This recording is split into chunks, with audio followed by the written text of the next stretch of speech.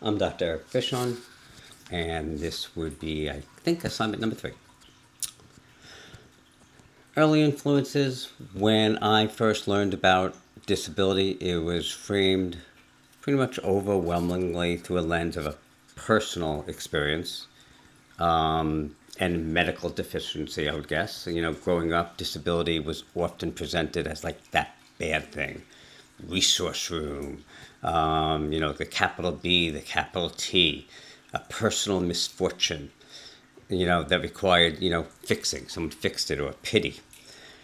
And I think that might have started, I grew up in Long Island, New York. And if anyone's ever heard of it, very famous in Long Island was the Kings Park Psychiatric Center. And back in the day, the Kings Park Psychiatric Center, I grew up in the 70s, born in the 70s, actually grew up in the 80s, but in the later 60s, the Kings Park Psychiatric Center in Long Island, New York, was housed to, a main psychiatric center that actually did lobotomies because they thought that, the disability or was something in the brain that could be taken out and fixed. So that's that auspice that I still grew up around. So my early educational experience accommodations were rarely discussed as, that civil right. Instead, they were treated as like special favors that was granted by school. You were getting something special, but in return, you were getting labeled as well. If a student could not keep up, it was viewed as their own personal deficit. The overarching expectation was the individual needed to change to fit the system, aligning perfectly with the medical model's assumption that a person's disability is causing the actual barrier at hand. Furthermore, I often witnessed that societal tendencies to exceptionalize disabled individuals simply just for existing. Like Stella Young said in the reading, highlighting disabled people are frequently objectified as inspirational porn, which I thought was rather fitting for the benefit of non-disabled people, congratulated merely for getting out of bed. You see that a lot, this early framed placed the burden of adaptation entirely on the disabled individual. Hooray, great for you. You got out of bed today, kudos. In society, in current societal structures, the tension between these models is highly visible. I observe the medical model operating strongly in traditional clinical settings and schools all the time, where differences are often used in terms like abnormal, symptoms. In public spaces, the medical model is evident when environments lack that basic accessibility, such as, the cinema. Like they even said in one of the films and one of the readings. And you talk about it, where the cinema without captions or building without a ramp, well, because that implicit assumption is that the person's medical condition is the problem, not the venue's lack of design. So if the person wasn't in a wheelchair, then they wouldn't have the problem. If they weren't deaf, then it's not the venue's problem for not having closed captions. Sounds crazy, right? But it still happens all the time. Conversely, I see the social model operating environments designed with universal access in mind. A perfect example is the curb cut effect, which, just reading about it a little bit opened up my mind hugely to really investigate it even more, especially when it comes to universal design. Because ramps built into pavements, like they said, were originally designed for wheelchair users. But look at them now. People with strollers use them. UPS, FedEx, man, they love them every day. Travelers with suitcases, as the reading stated, and delivery workers. But when society proactively removes the physical barriers, it demonstrates the social model's core, tendency right there. We are disabled more by society we live in than by our bodies or the actual diagnoses. However, there are those contradictions, just like it was stated in this week's reading, and how Partlow points out relying entirely on the social model could sometimes kind of gloss over a little bit the internal realities of a disability. While an accessible society makes findings community easier, no amount of environmental accommodations can instantly teach somebody a missing life skill or entirely alleviate an internal struggle, such as a communication deficit. Now, a personal lens and tensions, a society model feels increasingly intuitive to me because it shifts the focus from blaming the individual to critically examining the environment. It's empowering to view disability not as a medical failure, but as a civil rights issue where the barrier is how society is set up. Now, however, this framework challenges some of my prior based training, which diagnosed symptoms to establish a treatment plan. Despite my alignment with that social model, I believe that the medical model, though, also remains useful in specific situations. As Partlow argues, problems are rarely solved by extreme solutions. When an individual requires targeted medical intervention, therapies to learn new skills, or medications to manage, physical pain or severe executive dysfunction, the medical model provides necessary tools. If you think about it with neurodivergence and people with unseen and invisible disabilities, you need those medications. You need the medical side of things. I know firsthand I need it. I still notice deficit-based assumptions influencing my thinking when I subconsciously expect disabled individuals to overcome their diagnoses, maybe to fit a neurotypical standard, rather than questioning why the standard exists in the first place. And I think that's more and more as I get into disability studies and advocacy that I've learned even my stereotypes that I've used and put on. I've stopped being ashamed of myself for it, I think, and more have put onto that learning cap to learn why. And, especially in this week's film, Don't Pity Me, because I have a disability. I'm not your hero. I'm not your superhero. I find that very enlightening, to say the least. Adopting a social model lens will profoundly change, my future advocacy. It shifts the burden of responsibility. Instead of asking, how can we fix this person?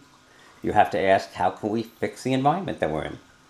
This directly impacts how people, and myself, would interpret behavior and assessments.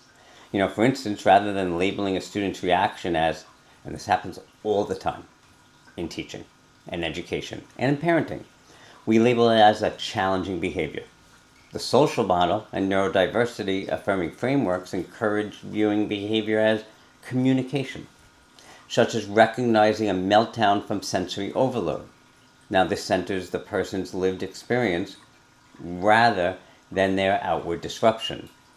We have to hold a responsibility to the culture, to their background, to their family life, and to everything else. It's not just what happened in the classroom or why they had that outburst. Just like I always tell people and teach that if one person has autism, or there's two people with autism in the same class, you can't teach them both the same. And it's because they're not both alike. They don't have the same, environments around them and society around them. Professionals hold a massive responsibility in shaping those systems. Because of that, we can't simply offer individual support while leaving, exclusionary systems intact. As Young, stated very firmly, no amount of smiling at a flight of stairs, has ever made it turn into a ramp. You could stare as much as you want at the stairs and wish it, but it's not turning into that ramp. People must be the ones to actually build the ramp, both literally and figuratively, ensuring that exclusivity is planned from the beginning of any project or any curriculum. But it has to be at the beginning. As I integrate these reflections into my professional identity, and I'm really putting these into my advocacy, because that's why I'm here. Not because I need to be, but because I want to be, and I want to take these things immediately and put them into action in my blogs and into my writings. I have to arrive at a couple of conclusions, or a couple of thoughts that I'm thinking as we speak. One, I currently understand the relationship between the two models as necessary rather than a strict like binary thought. A moderate approach that advocates for society to provide sweeping accommodations while still addressing individual medical and skill-based needs. It offers the best path forward for disabled individuals. I'm still wrestling though with how to, dismantle that deficit language and practices with institutions, systems like insurance though, clinical billing, special education funding. They often require that medical diagnosis, to unlock those resources. Because without it, the insurance companies aren't paying. You're not getting those grants. You're not getting those projects.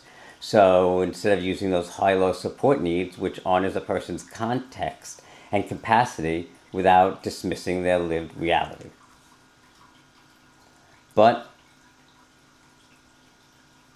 I defer. Because I, with my disability, I have to even say that I know when I mess up. When I'm speaking. I have a rule. I don't hit stop. I don't rewind. I don't pause. And I don't delete. Because I have an invisible disability and I promote to everyone to make it visible. So if you make a mistake while you're speaking and you jumped off point, because I lose focus, because technically with my disability, I can't stay on focus for more than a minute and a half, and by my time it's been 11 minutes. So I'm surprised that I can even go this long. So at some point I messed up something. So I'm going to go back to where I was, and I apologize. But the insurance companies, the clinical billing, and special education funding requires that medical approach to unlock the resources that you need. I'm going to try to utilize neurodiversity affirming language, which I really need to do in my professional approaches and practices. I need to shift away from that inaccurate high and low functioning labels and use the support need, which honors a person's context and capacity.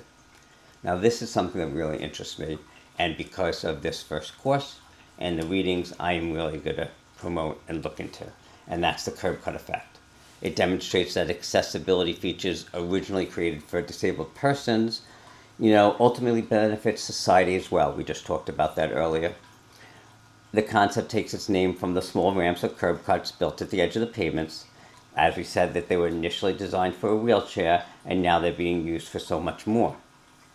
Well, this phenomenon influences inclusive design, though, in critical ways, shifting to a proactive mindset. The curb cut effect encourages creators to keep the social model of a disability in mind from the very beginning of any project, preventing barriers before they even exist. When inclusivity is factored into the initial design process, the environment and the barriers that typically disable people are never created in the first place.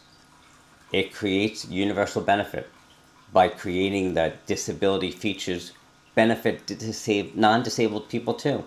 Designers can move away from viewing accommodations as a burden, and instead they can see it that an inclusive design allows a greater number of people to engage in those activities. We need to stop looking at society as disabled, non-disabled, ADA rules, and I'll leave you with this. Think about it this way. When you go to a stadium, and you have ADA regulations on the outside, right? You have those ramps, and you have the things that are needed by law. But what about when you go inside? Okay, here's the difference between inclusivity and equity. So inclusive means that everyone gets tickets to the game. Equity means everyone gets to enjoy the game on their terms with their disabilities. But imagine if you gave the opportunity to make it an equitable game environment where you had words on the bottom of the screens for the plays that were happening.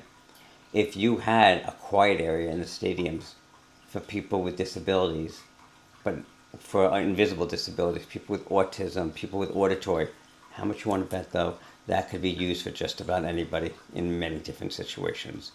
The headphones, how much you want to bet that can be used for everyone. Doesn't everyone deserve to get to go to the same types of events, live the same types of lives? I think that resembles the curb cut effect really good. My apologies for going over, but I continue to learn, and I hope you'll learn with me. I'm Dr. Eric Fishon, saying a disability is not an inability, it's your greatest superpower.